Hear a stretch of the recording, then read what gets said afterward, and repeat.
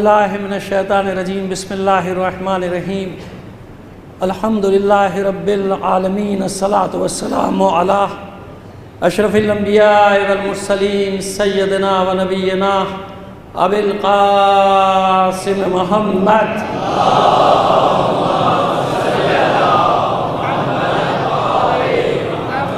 وآلہ الطیبین الطاہرین المعصومین ولعنۃ اللہ علی اعدائہم اجمعین من الآن الی قیام یوم الدین اما بعد فقد قال اللہ تعالی فی کتابہ المبین وہو اصدق القائلین وقولہ الحق بسم اللہ الرحمن الرحیم یا ایھا الذین آمنوا لا تتخذوا الذین اتخذوا دینکم ہزوا ولعبا صلوات بھیجے محمد علی محمد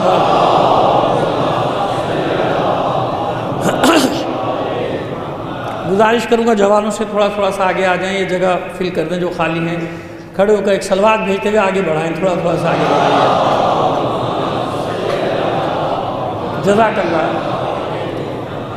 آج بھی دو نام لے رہا ہوں آپ کے سامنے اپنے تمام مرحومین کے ساتھ اور تمام شہداء ملت کے ساتھ، دو نام اور شامل کر لیں، ایک شہید قائد علامہ عارف حسین حسینی اور ایک شہید حجت الاسلام والمسلمین مولانا دیدار جلبانی صاحب جنہیں اسی شہر کی سڑکوں پہ بے دردی سے قتل کیا گیا تھا۔ ان تمام کے لیے ایک سورہ فاتحہ پڑھ کر بخش دیجیے گا۔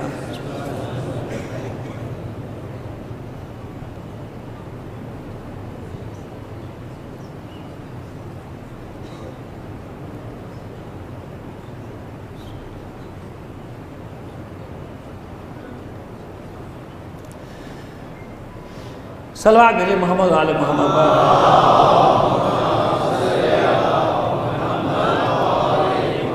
اس سے بہتر انداز میں ایک بار بلند آواز سے صلوات بھیج دیجیے گا۔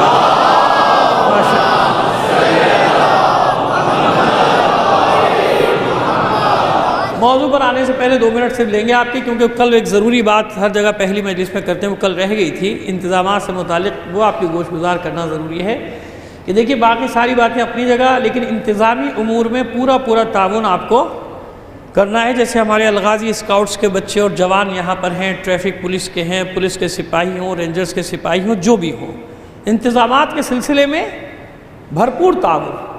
دیکھیے اگر وہ آپ کی نوکری کر رہے ہیں، عزاداران حسین کی نوکری کر رہے ہیں، تو ان کی نیت پر سلام ہے کہ وہ عزاداران حسین کے لیے اپنے آپ کو وقف کر رہے ہیں کہ آپ کی نوکری کر رہے ہیں، آپ کی خدمت کر رہے ہیں نا، تو عزت نفس کسی کی مجروح نہیں ہونی چاہیے۔ بڑے احترام سے ایک دوسرے کے ساتھ، یہی ان لوگوں سے بھی گزارش ہے کہ عزاداروں کے ساتھ احترام سے پیش آئیں، آپ بھی ان کے ساتھ۔ اگر تھوڑا آپ کو زیادہ پیدل چلنا پڑ جائے کوئی بات نہیں، ان کی بات مان لیجئے، ان کی بات رکھ لیجئے، یہ اسکاؤٹس کے بچے ہوں یا ٹریفک پولیس ہوں یا پولیس کے سپاہی ہوں، رینجرز کے سپاہی ہوں، آپ کے لیے کھڑے ہوئے، یہ انتظامیہ آپ کے لیے ہے ساری۔ صرف انتظامی امور کی بات کر رہا ہوں، سمجھ میں آ گئی بات؟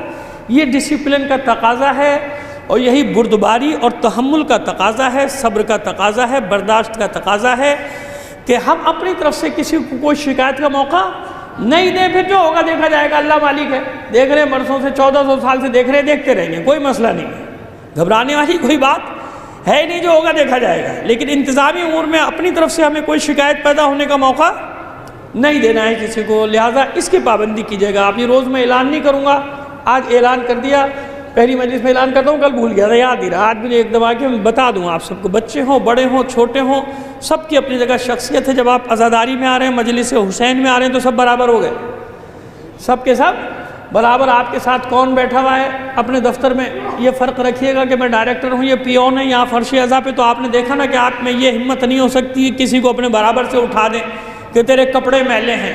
ہاں خود اٹھ کے چلے جائیے، آپ کو اختیار ہے، اپنے برابر والے کو نہیں اٹھا سکتے۔ دنیا لاکھ مساوات کی بات کرے، مگر دیکھنا ہو تو ہماری یہاں آ کر دیکھ لے کہ ہمارے فرش اعضاء پہ سب امیر و وزیر ہوں۔ یا بھائی اس بات پہ آتے آئیے، اب آتے ہیں اپنے موضوع کی طرف۔ یا ایھا الذین آمنوا لا تتخذوا الذین اتخذوا دینکم ہزوا ولعبا من الذین اوتوا الکتاب من قبلکم والکفار اولیاء۔ سورہ مائدہ کی 57ویں آیت، جسے ہم نے سرنامہ کلام قرار دیا ان مجالس کے لیے، اے مومنو، اے ایمان لانے والو، خبردار، انہیں اپنا ولی نہ بنانا، اپنا سرپرست نہ بنانا۔ کن لوگوں کو؟ ایک تو ان لوگوں کو جو تمہارے دین کا مذاق اڑاتے ہیں، مسخرہ پن کرتے ہیں، ٹھٹھول کرتے ہیں تمہارے دین کے ساتھ، اہل کتاب میں سے ہیں اور وہ تمہارے دین کا مسخرہ بناتے رہتے ہیں، طرح طرح کے تماشے کرتے رہتے ہیں، خبردار ان کو اپنا ولی نہ بنانا، اور ان کے ساتھ ہی ساتھ کفار کو بھی اپنا والکفار اولیاء، کفار کو بھی اپنا اولیاء، اپنا ولی نہ بنانا۔ لفظ ولی پہ ہماری بحث ہے، مقامات ولایت پہ بحث ہے، ہم نے کل عرض کیا تھا، آج بات کو آگے بڑھائیں گے کہ ولایت، عمومی ولایت میں کا معنی ہے سرپرستی، یہ عمومی ولایت اچھی بھی ہو سکتی ہے اور بری بھی ہو سکتی ہے، جیسے اللہ ولی الذین آمنوا یخرجہم من الظلمات والذین کفروا اولیاؤہم الطاغوت، اور جنہوں نے کفر کیا ان کے اولیاء، ان کے ولی کون ہیں؟ طاغوت ہے، سامراج ہے، سرکش ہیں، اللہ کے مقابل جو طاقت آ جائے وہ ہے طاغوت، ان کو بتائے گا نا اسی مقامات۔ تو پہلے وہ دو تین ولایات کو الگ کرتے ہیں، جیسے ہم نے عرض کیا تھا کہ شیطان کو بھی ایک ولایت ہے، شیطان کی بھی ایک ولایت ہے، ایک حکومت ہے، ایک سرپرستی ہے، ایک اس کی سرحد ہے، جیسے قرآن مجید نے اشارہ کیا کہ دیکھو اس سے بچتے رہنا۔ کفار کی بھی ولایت ہے، مومنین کی ولایت ہے، مومنات کی ولایت ہے۔ وہ کون سی ولایت ہے جہاں تک ہم لے جانا چاہتے ہیں؟ یہ تو ایک عمومی ولایت ہے نا، جو آپ کو بھی حاصل ہے اپنے نفس کے اوپر۔ ہم نے کل عرض کیا تھا کہ ہمیں اختیار ہے، وہی ولایت ہے، یہ ہماری ولایت ہے۔ ہم اپنی مرضی سے جو چاہے کریں، ہماری مرضی ہوگی تو نماز پڑھیں گے، مرضی ہوگی تو نہیں پڑھیں گے، اختیار ہے نا بھائی۔ مرضی ہوگی تو یہ کام کریں گے، مرضی ہوگی تو یہ کام نہیں کریں گے۔ یہ وہ ولایت ہے جو ہر انسان کو اپنے اوپر حاصل ہے، یہ ایک ولایت کی ادنا ترین قسم ہے۔ اب آگے چلیے، شیطان کی ولایت کا ذکر ہے۔ فَزَيَّنَ لَهُمُ الشَّيْطَانُ أَعْمَالَهُمْ، بس یہ شیطان کیا کرتا ہے کہ ان کے اعمال کو ان کے سامنے، ان کے بد اعمالیوں کو خوبصورت بنا کے پیش کر دیتا ہے۔ فَهُوَ وَلِيُّهُمْ، اور یہی شیطان ان کا ولی ہے۔ کیا ہے ان کا؟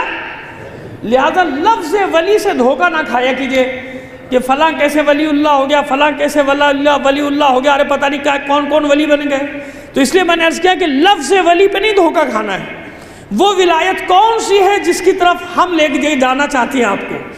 وہ ولایت کون سی ہے کہ جس کے نور سے مختلف ولایتیں جنم لیتی ہیں؟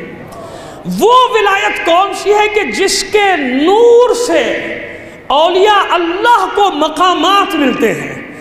وہ ولایت کون سی ہے کہ جس سے ولایت تکوینی حاصل ہے؟ وہ ولایت کون سی ہے کہ جس سے ولایت تشریعی حاصل ہے؟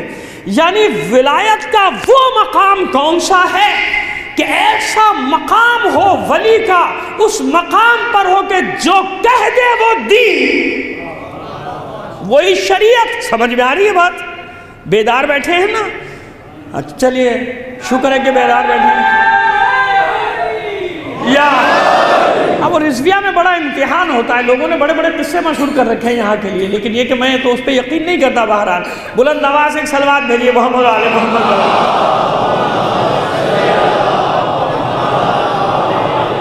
مگر میں ہمیشہ لوگوں کو یہ جواب دیتا ہوں کہ نہیں، سب سے اچھا مجمع جو ہے وہ رضویہ کا ہے، کیونکہ بڑے غور سے، خاموشی سے سنتا رہتا ہے، بڑے غور سے، بڑی توجہ سے، خاموشی سے بالکل سنتا رہتا ہے۔ اب یہ اور بات ہے کہ پڑھنے والے کو یہ شبہ ہونے لگتا ہے کہ آدھا مجمع سو گیا ہے، لیکن ایسا نہیں ہوتا۔ میں نے کہا میں آپ کا وکیل صفائی بن جاتا ہوں ایسے لوگوں کے سامنے۔ ایک بار اور صلوات رائے فرما دیجیے۔ آئیے، بس وہ ولایت کون سی ہے، وہ مقام کون سا کہ جو کہہ دے وہ دین، جو کہہ دے وہ حق، جس راہ پر چلے وہ حق، جو بات کرے وہ حق، جو کہہ دے دین، جس سے منع کر دے وہ حرام، جس سے روک دے وہ حرام۔ ولایت کا ایسا مقام بھی آئے گا کہ اگر نماز سے روک دے تو نماز پڑھنا حرام۔ ولایت کا ایسا مقام بھی ہے کہ اگر روزے سے روک دے تو روزہ حرام۔ یہ مقامات ہیں نا، ہر ایک کو تو نہیں حاصل، لہذا بتانا چاہ رہے کہ کہاں تک جانا ہے۔ لیکن دیکھیے اسی قرآن مجید نے شیطان کا ذکر کیا۔ فَزَيَّنَ لَهُمُ الشَّيْطَانُ أَعْمَالَهُمْ فَهُوَ وَلِيُّهُمْ، بس یہ لوگ ہیں، کچھ لوگ ہیں، گروہ ہے کہ جن کے سامنے شیطان ان کے برے اعمال کو خوبصورت بنا کے پیش کر دیتا ہے۔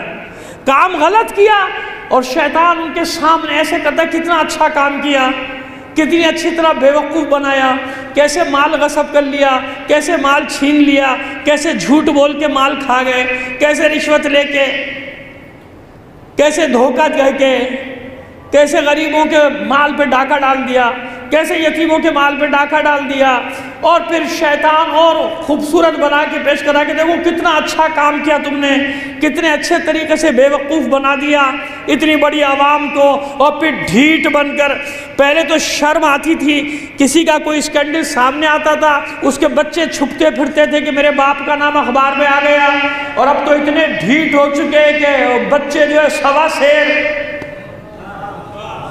باپ نے 1 کروڑ کی بےمانی کی تو فخر یہ ہے کہ کم از کم 5 کروڑ کی تو کرو، زمانہ بدل گیا، اور بڑے فخر کے ساتھ بچے تیار ہو رہے ہیں جو آدھے پاگل ہیں، جو مینٹل کیس ہیں، ان کو تیار کیا جا رہا ہے نا، جانتے ہیں قوم ایسی ہے، ان کو یہی چاہیے، تو لہٰذا اب ان کو تیار کیا جاتا ہے۔ فَزَيَّنَ لَهُمْ، شیطان ان کے سامنے ان کے برے کاموں کو خوبصورت بنا کے رکھ دیتا ہے۔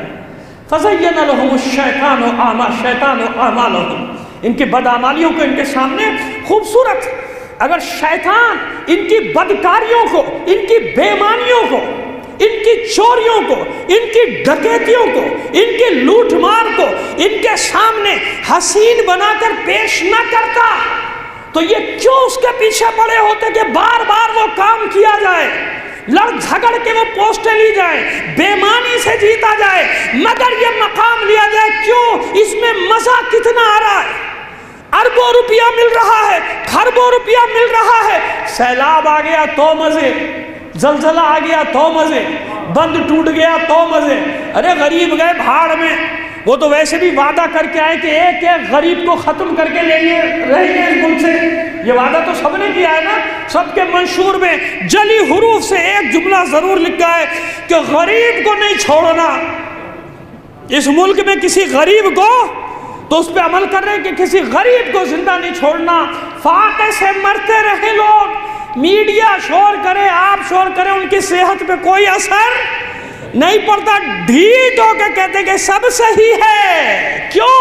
فَزَيَّنَ لَهُمُ الشَّيْطَانُ أَعْمَالَهُمْ، شیطان نے ان کے اعمال کو ان کے سامنے خوبصورت بنا کے رکھ دیا، کیسے چھوڑ دیں یہ حکومت، کیسے چھوڑ دیں یہ لوٹ مار کا سسٹم، باریاں لگائی ہوئی ہیں، فَهُوَ وَلِيُّهُمْ، اور یہی شیطان ان کا ولی ہے، اب وہ چاہے وہ شیطان ہو یا سب سے بڑا شیطان ہو آج کا، دیکھتے تو ادھر ہی ہے نا کہ وہ راضی رہنا چاہیے، وہ شیطان، ایسے تھوڑی ہمارے علماء نے کسی کو شیطان بزرگ کا نام دیا ہے، اسی لیے تو کہا ہے شیطان بزرگ، کیونکہ سب بیٹھے نا، اور وہ شیطان ان کی مدد کو آیا کہ نہیں آیا؟ جب سسٹم پہ ذرا سی آنچ آنے لگی، اس شیطان کو اپنے چیلے چاہیے تھے، یہی چاہیے تھے، وہ بھی پیچھے آگے کھڑا ہو گیا، نہیں ہم بھی ان کے پیچھے ہیں، ہم بھی ان کی مدد کریں گے، تو دیکھا نا آپ نے کہ اس سسٹم کو بچانے کے لیے شیطان بھی ان کی پشت پر آ گیا، فَهُوَ وَلِيُّهُمْ، شیطان ان کے پیچھے ہے، ان کا ولی ہے، ان کا سرپرست ہے، یہ 1400 سال پہلے قرآن بتا رہا ہے، یہ بدکار ان کے پیچھے جب یہ بڑی بڑی طاقتیں ان کی مدد کرنے کے لیے کھڑی ہو جائیں تو سمجھ لو فَزَيَّنَ لَهُمُ الشَّيْطَانُ فَهُوَ وَلِيُّهُمْ، وہی شیطان ان کا ولی ہے، ان کا پشتیبان ہے، ان کی پشت پر ہے، پوری دنیا میں اگر مومنین کے خلاف یہ باطل قوت صف آ رہا ہے تو مجھے بتائیے کہ ان باطل قوتوں کے پیچھے کون ہے؟ کون ہے ان باطل قوتوں کے پیچھے؟ کس نے انہیں پروان چڑھایا؟ کون ہے ان کا ولی؟ کون ہے ان کا سرپرست؟ کون ہے ان کا مولا؟ کس نے انہیں ٹرین کیا؟ کس نے انہیں لا کے چھوڑا؟ کس نے عالم اسلام پر مسلط کیا؟ فَهُوَ وَلِيُّهُمْ، یہی شیطان تو ان کا ولی ہے، مگر اس کے بعد پھر سورہ نساء میں یہ بھی فرما دیا کہ اطمینان رکھنا، گھبرانا مت، وَمَن يَتَّخِذَ الشَّيْطَانَ اولیاء من دون اللہ، جس نے بھی اللہ کو چھوڑ کے اس شیطان کو یا ان شیطانوں کو اپنا ولی بنایا، اپنا سرپرست بنایا، لقد خسر خسرانا مبینا، ان کی ظاہری صورتحال پہ نہ جانا، یہ گھاٹے میں رہے، اور گھاٹا بھی ایسا گھاٹا، کھلا ہوا گھاٹا، ایسا نقصان جو سب کو نظر آئے گا۔ کیا ہوا؟ جناب موسیٰ کو مصر چھوڑنا پڑا۔ کیا ہوا؟ جناب ابراہیم کو بابل چھوڑنا پڑا، در بدر ہونا پڑا، ہجرتیں کرنی پڑی۔ قرآن کہتا ہے نہیں، کچھ نہیں ہوا۔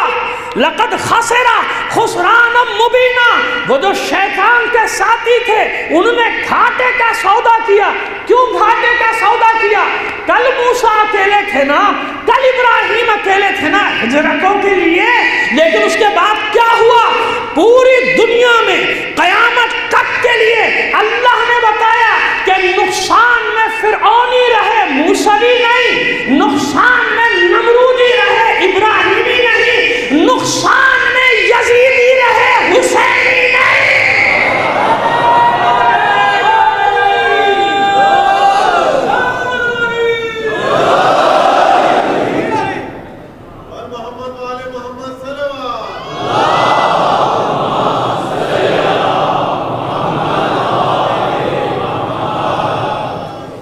ایک بار اور صلوات عنایت فرمائیے بلند آواز سے۔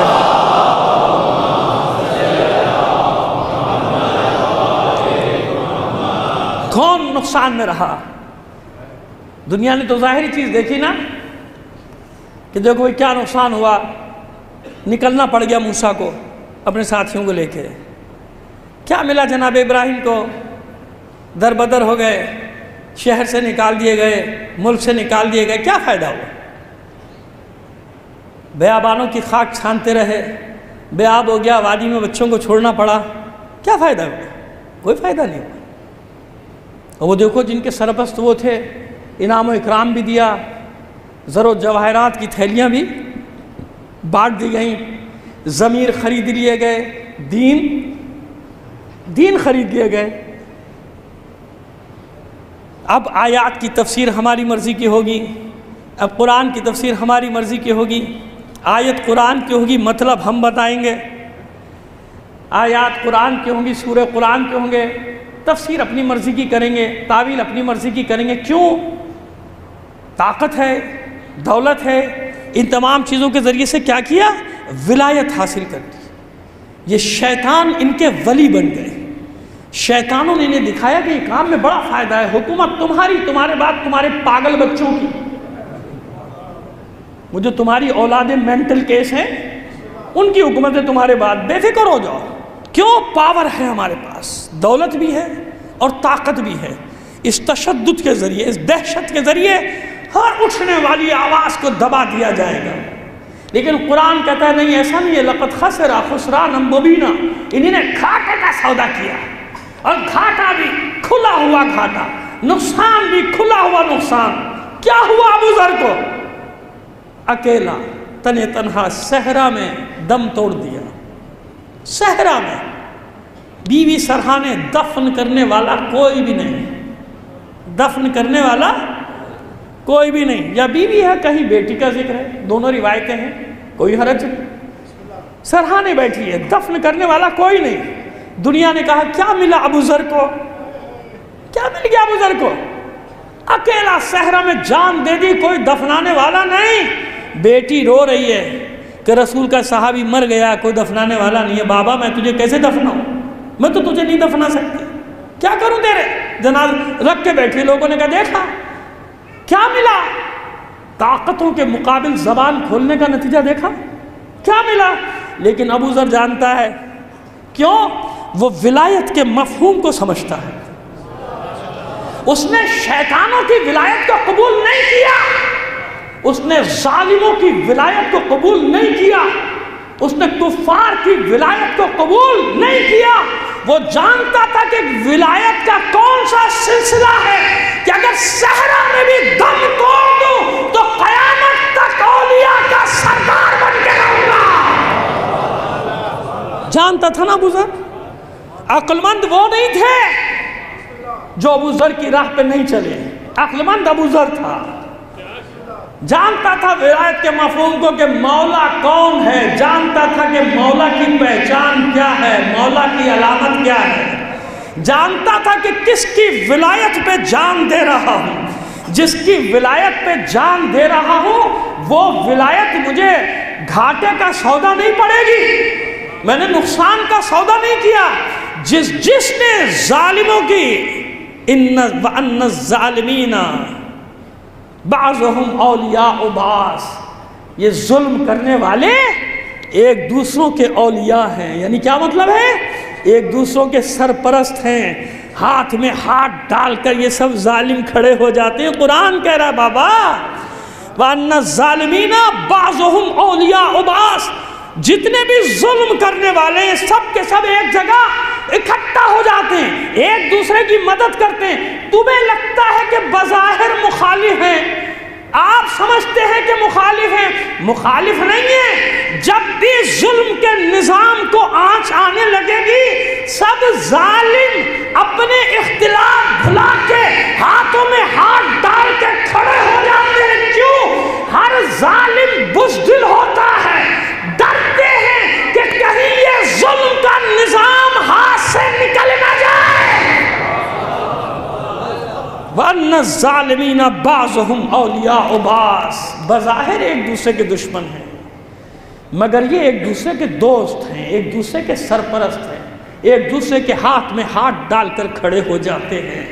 تو یہ اور کفار کی ولایت پہ تو پڑھ ہی چکا، پہلی آیت وہ یہ یا ایھا الذین آمنوا لا تتخذوا الذین اتخذوا دینکم ہزوا ولعبا، اے ایمان والو خبردار کبھی بھی ان لوگوں کو اپنا ولی نہ بنانا۔ اور کس کو اپنا ولی نہ بنانا؟ والکفار اولیاء، کفار کو اپنا ولی یعنی اپنا سرپرست نہ بنانا۔ یہ وہ ولایت کی قسم ہے جس کی مذمت کی گئی قرآن میں۔ اس لیے بتا رہا ہوں کہ کبھی لفظ ولی سے خالی دھوکہ نہ کھا جایا کیجیے۔ قرآن مجید میں اتنے مفہوم 28 یا 27 مفہوم میں یہ لفظ آیا ہے، 212 مقامات پہ ولایت کا مفہوم میں جہاں ولایت بیان کی گئی ہے، 112 سے بھی زیادہ مقامات ہیں اگر افعال کو بھی ملا لیا جائے تو۔ اب سمجھ میں آ رہی ہے بات کہ ولایت کفار کو بھی حاصل ہے، ولایت شیاطین کو بھی حاصل ہے، ولایت اللہ کے دشمنوں کو بھی حاصل ہے، مگر کون سی ولایت؟ جس کی مذمت کی گئی، خبردار طاغوت کو بھی ولایت حاصل ہے۔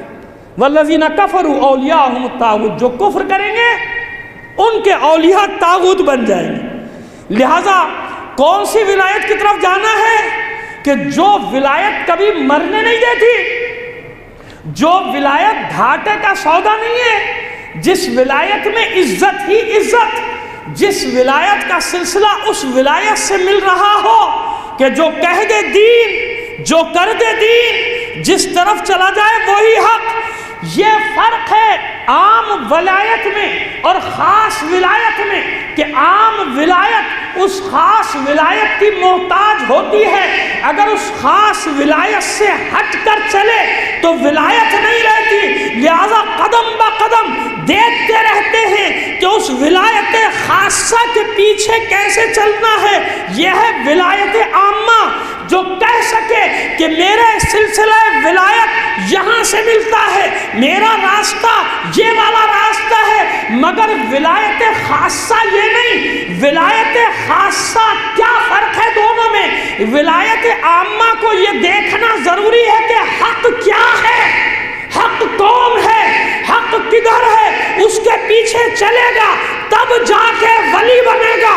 اور ولایت خاصہ یہ نہیں کہ پہلے حق کو دیکھے کہ حق کیا ہے، ولایت خاصہ یہ ہے کہ جدھر یہ ولی مڑے گا حق ادھر مڑ جائے گا۔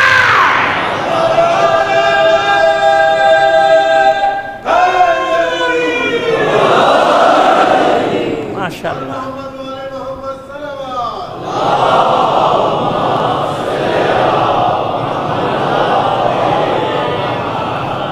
یہ ولایت خاصہ ہے اور اس میں بھی بہت سارے مقامات۔ ولایت مطلقہ ہنالک الولایۃ للہ الحق، وہ ولایت مطلقہ جو اللہ کے لیے، وہ کسی کے لیے بھی، نہ انبیاء کے لیے نہ اوصیاء کے لیے، کسی کے لیے وہ ولایت اسی نے ولایت کی۔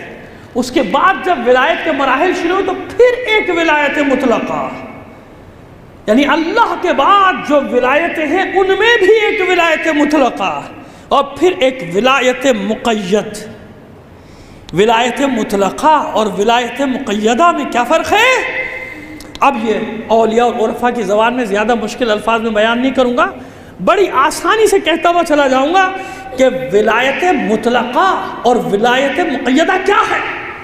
ولایت مطلقہ جس کے نور سے باقی ولایات مقیدہ فیض کسب کریں، استفادہ کریں، اس کے نور سے فیض حاصل کریں، اس کے نور سے ان کی ولایت کا سلسلہ بڑھے۔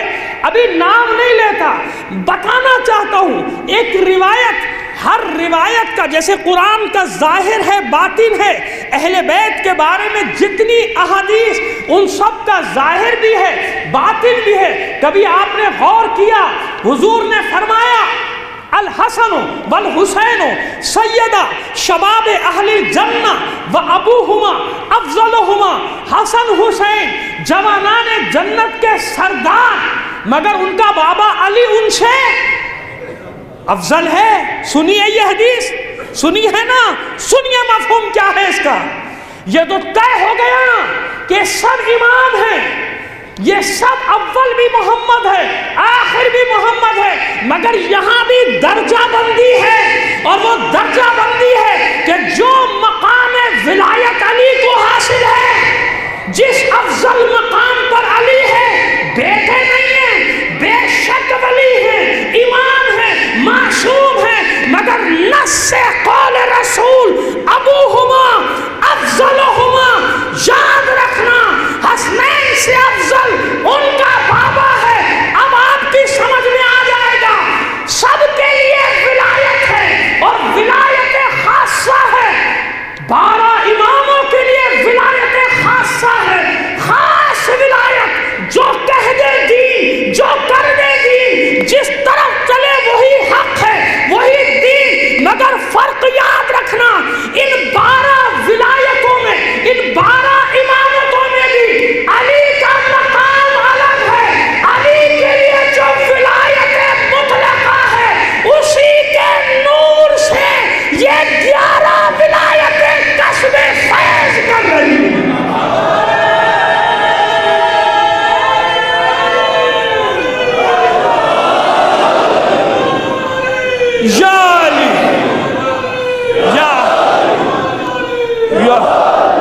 یہ 11 ولایتوں کا نور اسی نور علی سے کسب فیض کر رہا ہے، استفادہ کر رہا ہے۔ بس علی کے ولایت کے مقابلے میں یہ ہے ولایت مقیدہ۔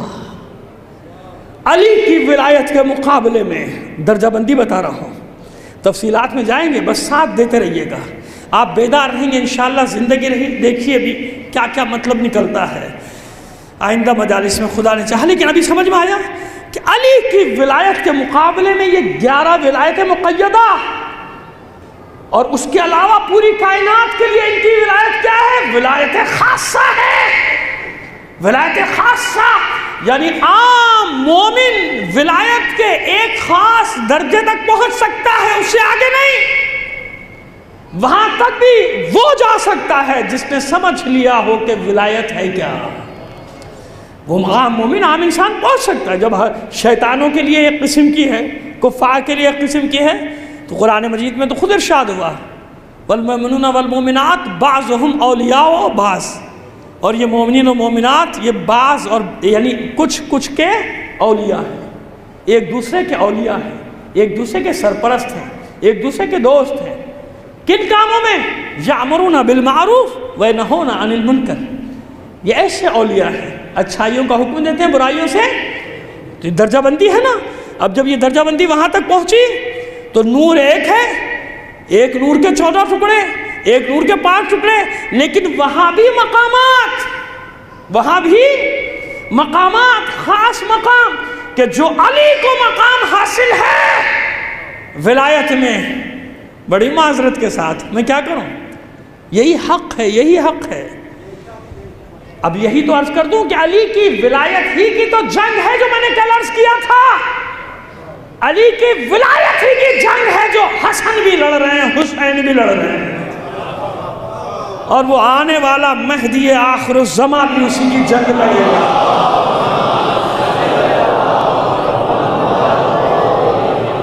جس کی آہٹ آنے کی محسوس کر رہا ہے زمانہ. اب یہ عرصہ کتنا ہو سکتا ہے انتظار کا؟ جتنا محبوب قریب آتا جائے اتنے انتظار کی شدت بڑھتی چلی جاتی ہے. عرفاء کی زبان میں، عارفوں کی زبان میں عشق کا مفہوم کچھ اور ہے، محبوب کوئی اور ہے، ان کی محبت کی زبان کچھ اور کہتی ہے. وہ مجاز نہیں ہے، وہاں حقیقت ہی حقیقت ہے. وعدہ کیا ہو کسی نے آنے کا، جتنا وہ وقت قریب آئے گا شدت انتظار کی شدت بڑھتی چلی جائے گی. تو اب زمانہ قریب آ رہا ہے نا، محسوس کرنے والے چاپ آہٹ محسوس کر رہے ہیں. کبھی شام میں یہ آہٹ سنائی دیتی ہے، کبھی یمن میں حوثیہ کے جانباز مومنین وہ یہ آہٹ محسوس کرتے ہیں، کبھی لبنان میں حزب اللہ حس کرتی ہے اس چیز کو، کبھی عراق کے مومنین محسوس کرتے ہیں. انشاءاللہ آپ بھی محسوس کر لیں گے کہ خوف کا زمانہ گزر گیا. مت ڈرو کسی چیز سے، جتنا ڈرو گے حالات اتنے ہی خراب ہوتے چلے جائیں گے، کوئی ٹھیک کرنے والا نہیں. لہٰذا جو کود جاتا ہے خطرات میں، مولا فرماتے ہیں کہ وہی جیت جاتا ہے، وہی جیت جاتا ہے. خوف کے عالم میں جینے کا زمانہ گیا. اب تو دنیا بھر کے مومنین کو یہ انتظار ہے کہ یہ مومنین کب اٹھیں گے، یہ مومنین کب بیدار ہوں گے. گیا زمانہ. اب وہ زمانہ گیا تو آہٹ محسوس کر رہے ہیں نا، ان کے قدموں کی چاپ کو محسوس کریں. تو وہ کس کی جنگ لڑے گا؟ وہ بھی اسی ولایت کی، اسی ولایت کے لیے جنگ کرے گا، اپنے جد کی ولایت کے لیے جنگ کرے گا. تو سب ولی، سب امام، سب معصوم، مگر وہاں بھی درجہ بندی ہے کہ نہیں ہے؟ ہر طرح کی درجہ بندی موجود ہے. یعنی علی علی ہے. حسن حسین کربلا کسی نے نہیں بنائی، مگر نہیں، علی کے مقابلے میں بتا دیا گیا کہ ابوہما افضلہما. خاص الگ الگ مقامات عطا کیے گئے، جیسے پیغمبر ختمی مرتبت صلی اللہ علیہ وآلہ وسلم. کوشش کریں گے انشاءاللہ، زندگی رہی کل کی مجلس میں نور حقیقت نور محمدی اور حقیقت نور حیدری پر آپ سے کچھ تھوڑی سی کل بات کریں گے.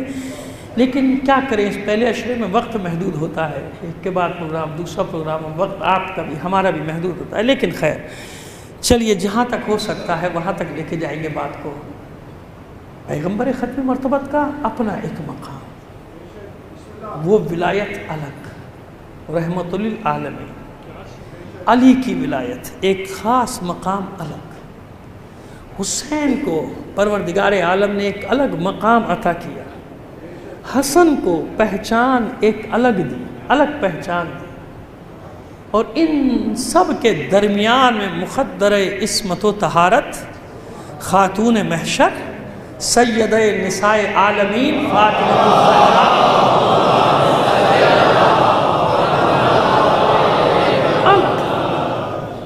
جانتے ہیں ولایت فاطمہ کا کیا مقام ہے؟ کس مقام پہ ہے ولایت فاطمہ؟ آئیے آپ کو بتاتا ہوں. پھر وہی چھوٹی سی حدیث، ظاہر بھی یاد کرنے کے لیے اچھا، اور باطن میں جتنا جاؤ گے اتنے ہی مطالب سمندر ہے. بحر بے کراں وہ ہے.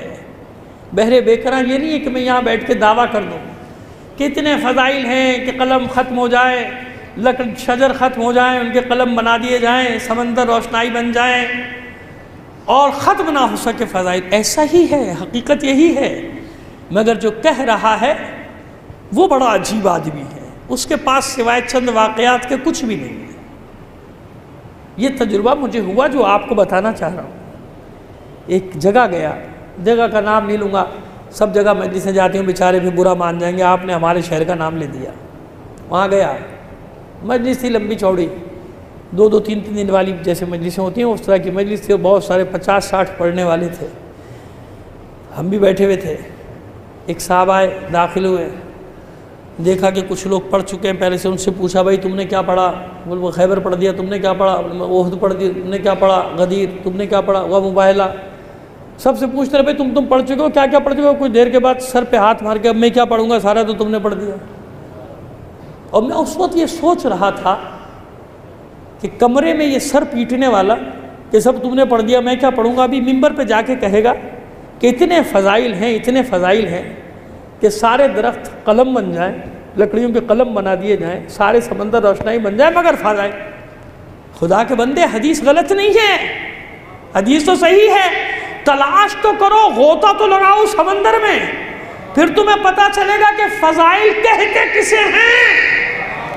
چند واقعات کے مجموعے کا نام فضائل اہل بیت نہیں ہے، یہ تو ادنا سے کرشمے ہیں، ادنا سے یہ ظاہر ہے، باطن میں جاؤ۔ حدیث فاطمہ تو بضعۃ منی، فاطمہ میرے جگر کا ٹکڑا ہے، یہی ترجمہ کرتے ہیں نا صاحب؟ یہ ترجمہ کہاں ہے بھائی؟ کہتے سب یہی ہیں، فاطمہ جگر کا ٹکڑا ہے، جگر کا ٹکڑا کہاں ہے بھائی؟ فاطمہ تو بضعۃ منی، فاطمہ میرا جز ہے۔ کیا ہے؟ فاطمہ میرا جز ہے، میرا حصہ ہے۔ وہ تم تشریح کرتے ہیں کہ جگر کا ٹکڑا ہے، فاطمہ تو بضعۃ منی، فاطمہ میرا جز ہے، فاطمہ میرا حصہ ہے۔ کیا مطلب ہے؟ ظاہری معنی اپنی جگہ، حدیث یاد کر لینا اپنی جگہ، اچھی بات، وہ معنی بھی اچھا، لیکن ذرا غور تو کرو کہ کیوں فرمایا خدا کے رسول نے کہ میرا جز ہے۔ ارے دوسرے زیادہ سمجھدار ہیں، ایسے تھوڑی کہہ دیا کہ ہمارے جیسا، کہا نا، کیوں کہا؟ سنیے کیوں کہا ہمارے جیسا؟ پھنس جاتے ہیں۔ اگر یہ کہہ دے کہ ہمارے جیسا نہیں، بلکہ ہر حال میں رسول ہے، ہر حال میں، سوئے تو رسول، جاگے تو رسول، اٹھے تو رسول، بیٹھے تو رسول، ہجرت کرے تو رسول، جنگ کرے تو رسول، صلح کرے تو رسول، ناقہ بنے تو رسول، سجدے کو طول دے تو رسول۔ اس لیے کہا ہم جیسا کہ اگر اس معنی میں رسول مانا تو پھر ماننا پڑے گا کہ فاطمہ جزو رسالت ہے،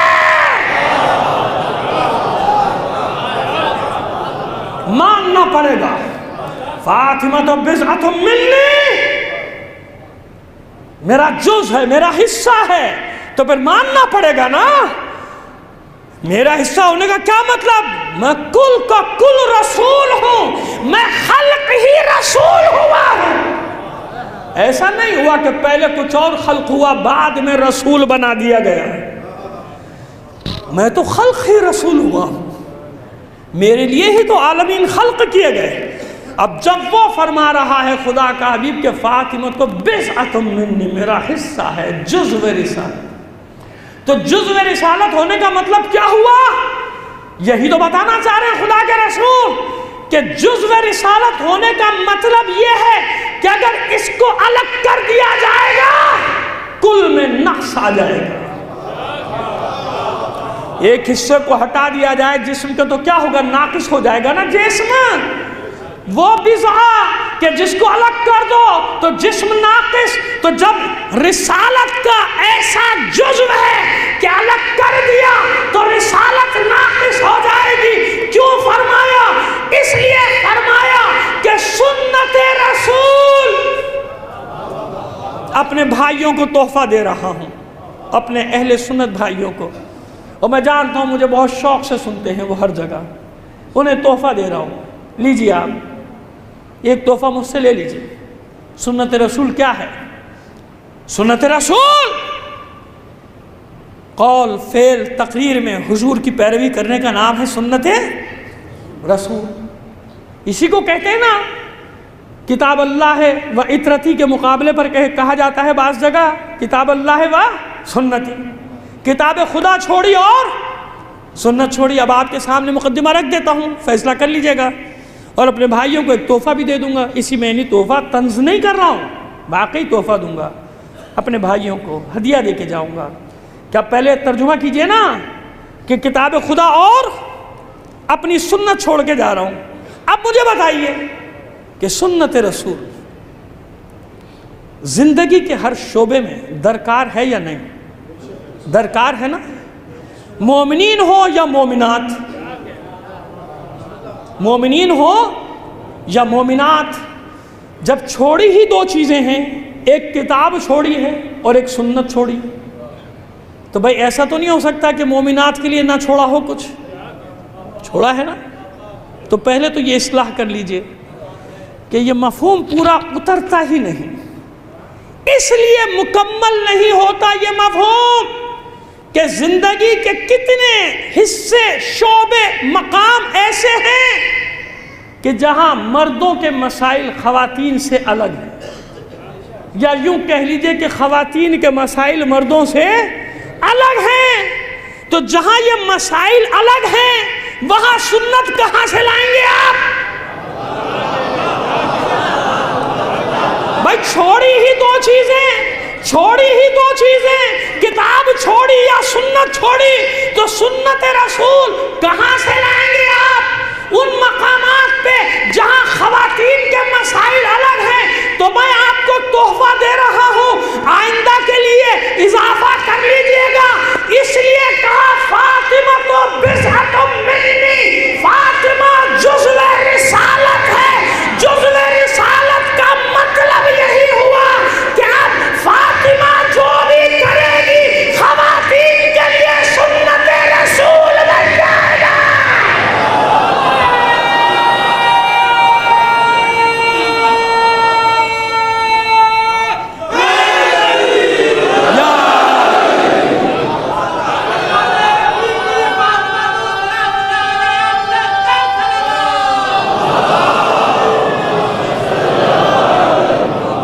میرے ایک بھائی نے بہت زور سے صلوات بھیجی، ایک بھائی نے نعرہ لگایا، میں بہت خوش ہوا، حالانکہ دونوں گڑبڑ ہو گئے آپس میں، نعرہ اور صلوات۔ خوش اس لیے ہوا کہ یہ دل کی آواز تھی جو نکل کر آئی، میرے ساتھ آئے ہوئے لوگ نہیں تھے۔ بلند آواز سے صلوات عنایت فرمائیے محمد علیہ۔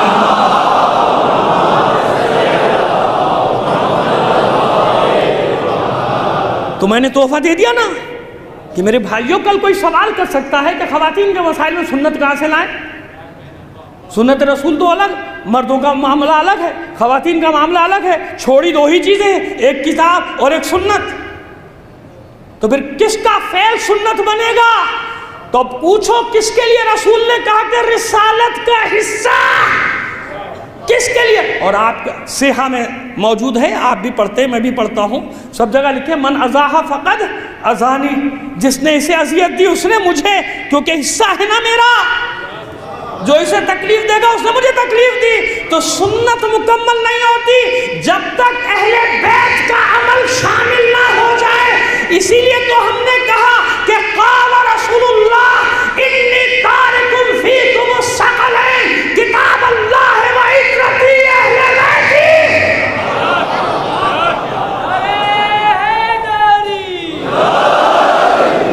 دو چیزیں چھوڑ کے جا رہا ہوں، ورنہ ترستے رہو گے، بھٹکتے رہو گے، سنت رسول نہیں ملے گی۔ ایسی ہستیاں ہونی چاہیے کہ آخر تک ان کا عمل رسول کا عمل کہلائے، ان کا کہا ہوا رسول کا کہا کہلایا جائے۔ تو یہ وہ مقامات ہیں جو الگ الگ، تو جناب فاطمہ کی ولایت کا یہ خاص مقام، اسی بنا پر، اسی بنیاد پر تعارف جب کرایا گیا تو اسی طرح کرایا گیا، ہوں فاطمہ و ابوہا و بعلہا و بنوہا، کیونکہ رسالت صلوات دیجیے بس ختم کیا، میں نے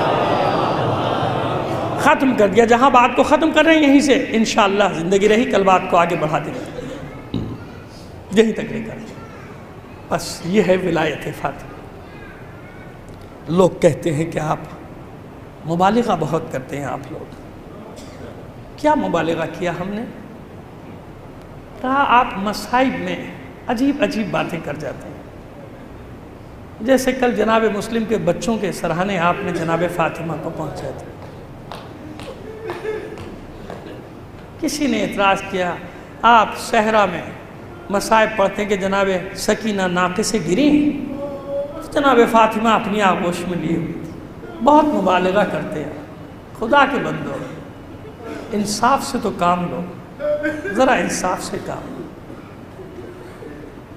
ہم تو یہ عقیدہ رکھنے والے لوگ ہیں کہ جب ہمارا کوئی شہید ہو کر گرتا ہے، گھر والے بعد میں آتے ہیں، پہلے حسین کی ماں آ جاتی ہے۔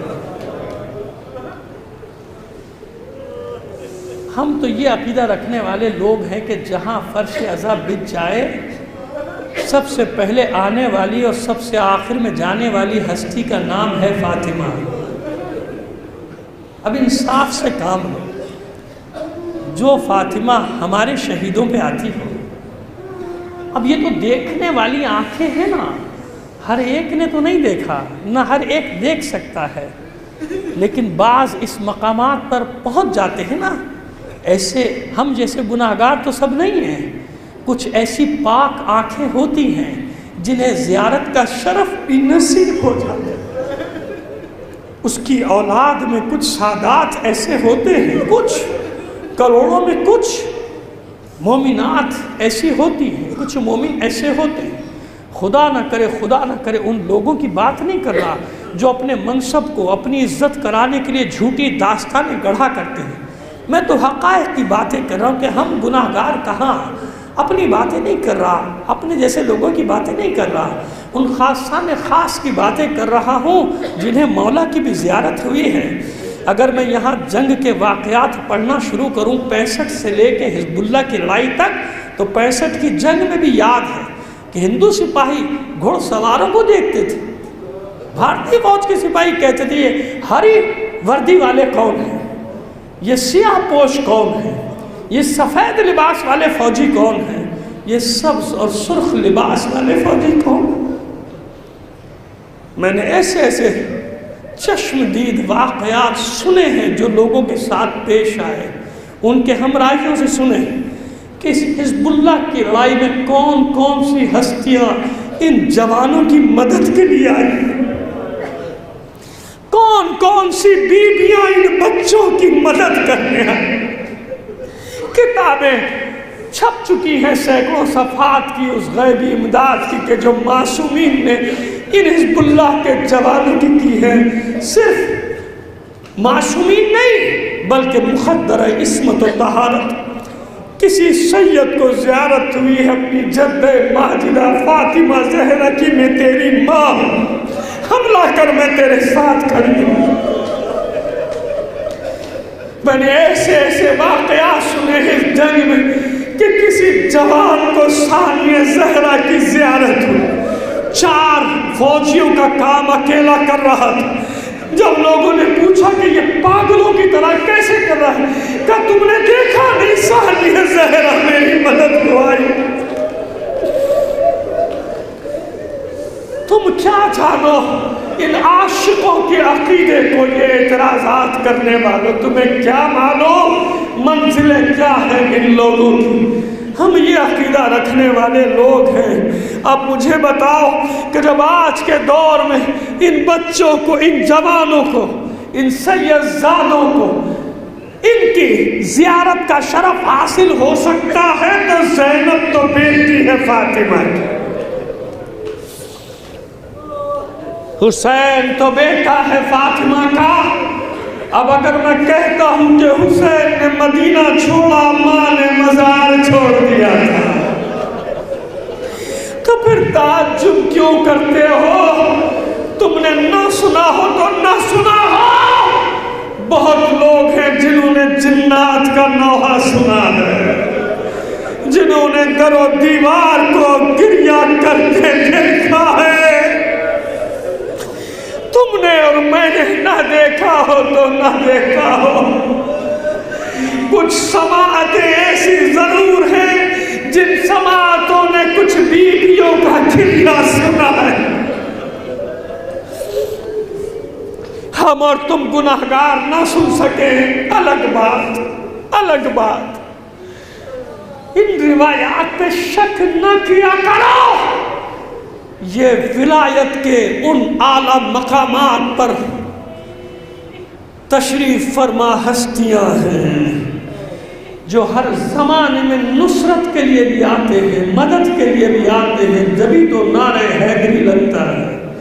اگر یہ عقیدہ ہی نہیں، یقین ہی نہیں تو پھر نعرہ کیوں لگاتے ہیں؟ اس کا مطلب ہے کوئی مدد کرنے والا ہے۔ بس تسلسل ربط قائم کرنے کے لیے بالکل اب سہارا نہیں لوں گا، دامن وقت میں گنجائش نہیں رہی۔ 2 محرم دین کا نصرت کرنے والا، دین کا مدد کرنے والا، ولایت کے اس خاص مقام پر فائز جس نے پہلے بتا دیا لوگوں کو کہ میرے ساتھ جو آئے گا مارا جائے گا، واپس چلے جائے گا، واپس کر دیا۔ آج 2 محرم کو وارد کربلا ہوا، مشہور روایت چند جملوں میں پیش کر کے زحمت تمام کر دوں گا۔ وارد کربلا ہوئے، جس سواری پر بیٹھے ہیں روایت کے مطابق اس کے قدم جم گئے، آگے نہیں بڑھتے۔ امام نے آگے بڑھنے کا حکم دیا، سواری نے سر جھکا دیا، بے چارگی اور لاچارگی کا اظہار کرایا۔ مشیت کا تقاضا یہی تھا، حسین اتر آئے، جانتے ہیں حسین، مگر پھر بھی ظاہری طور پر حجت، دوسری سواری پر بیٹھے، نہیں بڑھی آگے، تیسری سواری پر بیٹھے، 7 سواریاں بدلی حسین۔ اس کے بعد پوچھا پاس کوئی خاندان، کوئی قبیلہ، کوئی بستی ہے؟ بتایا گیا بنی اسد کے لوگ آباد ہیں، کا بلا کر لاؤ۔ خبر ہوئی بنی اسد کے لوگوں کو کہ فرزند رسول اس سرزمین پر وارد ہوئے ہیں، دوڑے دوڑے آئے، دست بوسی کی، قدم بوسی کی، اور آنکھوں میں آنسو بھر کے کہتے ہیں کہ فرزند رسول آپ کا آنا ہمارے لیے مبارک ہو، مگر خدا را اس زمین پہ ٹھہرنے کا قصد نہ کیجیے گا، اس زمین پہ ٹھہرنے کا ارادہ نہ کیجیے گا۔ ہم اپنے بزرگوں سے سنتے چلے آ رہے ہیں کہ کوئی نبی یا نبی زادہ یہاں سے خوش نہیں گیا۔ حسین نے پوچھا اس خاص زمین کا جس پر میں کھڑا ہوں اس کا کیا نام ہے؟ تو کسی نے کہا ماریا ہے۔ اور کوئی نام ہے؟ کہا نینوا ہے۔ اور کوئی نام ہے؟ کہا شق الفرات ہے۔ 7 8 9 10 نام بتا دیے۔ پھر پوچھا اور کوئی نام؟ آخر میں کسی نے دبی زبان سے کہا کربلا میں۔ اور یہ کرب اور بلا سے بنا فرزند رسول۔ دست بستہ گزارش ہے یہاں ٹھہرنے کا قصد نہ کیجیے، یہاں سے چلے جائیں۔ بس جو ہی یہ سنا کربلا، یہ کلمہ زبان پہ، زبان مبارک پہ جاری ہوا، انا للہ و انا الیہ راجعون۔ اتر آئے سب، اپنے انصار کو، اصحاب کو حکم دیا سواریاں بٹھا دو، اسباب اتار دو، خیمے نصب کرنا شروع کر دو۔ یہی وہ زمین ہے جس کا حسین سے وعدہ کیا گیا، خدا کی قسم یہی قتل کیے جائیں گے، یہی ہماری لاشیں بے گور و کفن پڑی ہوں گی، یہی دفنائے جائیں گے، یہیں سے قیامت کے دن اٹھائے جائیں گے۔ حکم دیا حسین، اسباب اتار رہے ہیں انصار حسین۔ ادھر سے جناب فضہ آئی ہے، پیام لے کر ثانیہ زہرا یاد فرما رہے ہیں۔ ناقی کے پاس آئے، ہماری کے پاس آئے، بیٹھ چکی ہے ہماری۔ دونوں بہن بھائیوں میں سلام کلام ہوا، اور گھبرا کے کہتی ہیں ثانیہ زہرا بھیا یہ کیسی سرزمین، میرا دل بہت گھبرا رہا ہے، جتنی جلد ہو سکے یہاں سے کوچ کا ارادہ کر، مجھے اس زمین سے آپ کے لہو کی خوشبو آ رہی ہے۔ بس اتنا سننا تھا۔ حسین فرماتے ہیں زینب اب ہم کہیں جانے والے نہیں، بس خلاصہ کلام یہ ہے زینب کہ یہی ہم ٹھہریں گے، یہی قتل کیے جائیں گے، یہی سے اٹھائے جائیں گے۔ اور زینب اسی لیے تو آپ آئیے ساتھ، یہ اگلا مرحلہ آپ کا یہی سے شروع ہوگا۔ یوں ہی تو نہیں لائے حسین زینب، پھر واپس پلٹے، بلاؤ بنی اسد کے لوگوں کو۔ پورا قبیلہ جمع ہو گیا، مرد عورتیں بچے سب زیارت کے لیے آ گئے حسین کہ تم مالک ہو زمین کے؟ کہا ہاں، کہ میرے ہاتھ بیچ دو۔ کہا فرزند رسول ہم یوں ہی آپ کو ہبا کرتے، کہا نہیں سودا کرو۔ سودا ہوا، معاملہ طے ہوا، روز کی قیمت یعنی اس زمانے کی جو قیمت تھی اس کے حساب سے 60,000 درہم حسین نے ادا کی، لکھوایا گیا، بیع نامہ ہوا، اور جب زمین میری اپنی ہو گئی، ملکیت میری ہو گئی زمین، تمہیں رقم مل گئی، کب تمہیں ہبہ کرتا ہوں، تمہیں دیتا ہوں 3 شرطوں کے ساتھ، 3 شرطوں کے ساتھ تمہیں ہبہ کرنا ہو جائے۔ دیکھو پہلی شرط یہ ہے کچھ دنوں میں ہم قتل کر دیے جائیں گے، یہ کوفی اور شامی اپنے کشتوں کو دفنائیں گے، ہمارے لاشیں بے گور و کفن چھوڑ کر چلے جائیں گے، ہمارے لاشوں کو دفنا دینا۔ اقرار کیا بنی اسد کے لوگوں نے کہ دیکھو دوسری شرط یہ ہے اس زمین پر کبھی کھیتی باڑی نہ کرنا، زراعت نہ کرنا، میری زمین میری زمین۔ کہاں تک دیکھ رہی ہے حسین کی آنکھیں، کہاں تک دیکھ رہی؟ جانتے ہیں حسین کہ ایک زمانہ آئے گا کہ کروڑوں کی تعداد میں آئیں گے، 2 کروڑ میں نے پڑھا کہ اب تک پہنچ گئے۔ کب تک دیکھ رہا ہے حسین؟ اس پہ زراعت نہ کرنا، کیونکہ کھیتی باڑی ہوگی، میرے چاہنے والے سردی میں بھی آئیں گے، گرمی میں بھی آئیں گے، کبھی محرم سردی میں، کبھی گرمی میں، کبھی ربیع میں، کبھی خریف میں، کبھی ربیع میں، لہذا زراعت نہ کرنا۔ میرے چاہنے والے آئیں گے، میرے زائرین آئیں گے، اگر زراعت کرو گے ان پر الزام آ جائے گا کہ کھیتیوں کو رون ڈالتے ہیں، جب کروڑوں آئیں گے تو کھیتی کا کیا ہوگا؟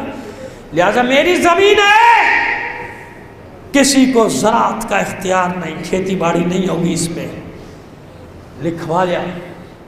دوسری شرط۔ تیسری شرط دیکھو ہمارے چاہنے والے بہت عرصے بعد آئیں گے، ہماری قبروں کے زائرین آئیں گے، انہیں 3 دن تک مہمان رکھنا۔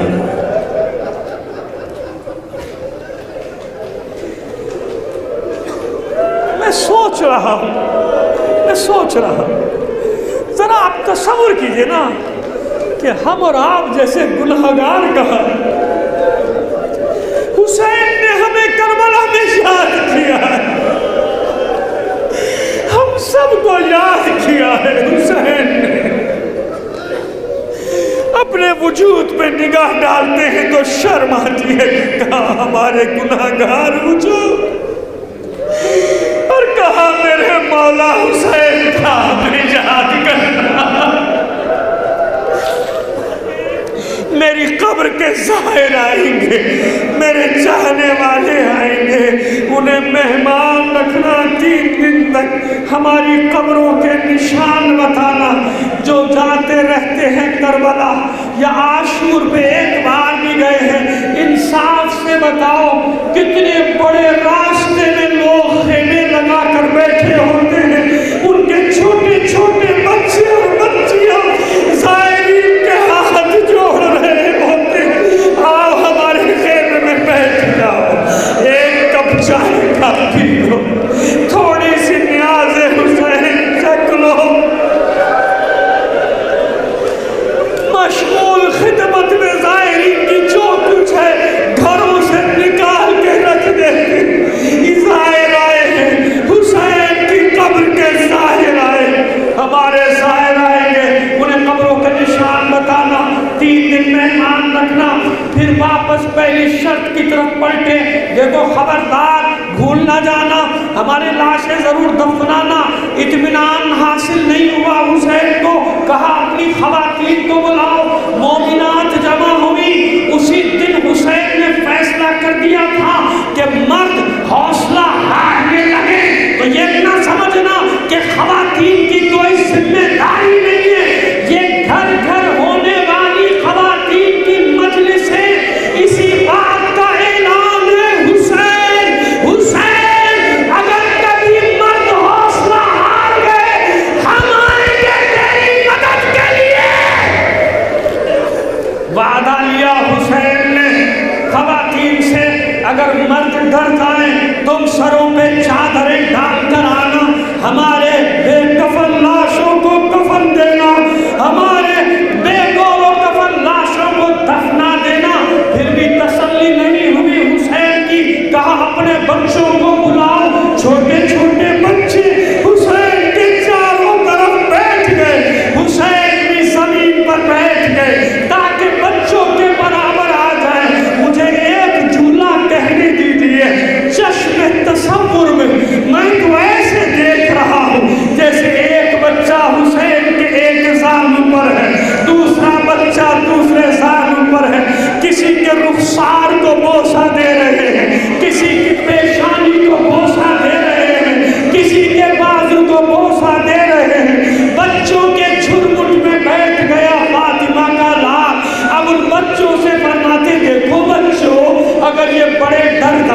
اگر تمہارے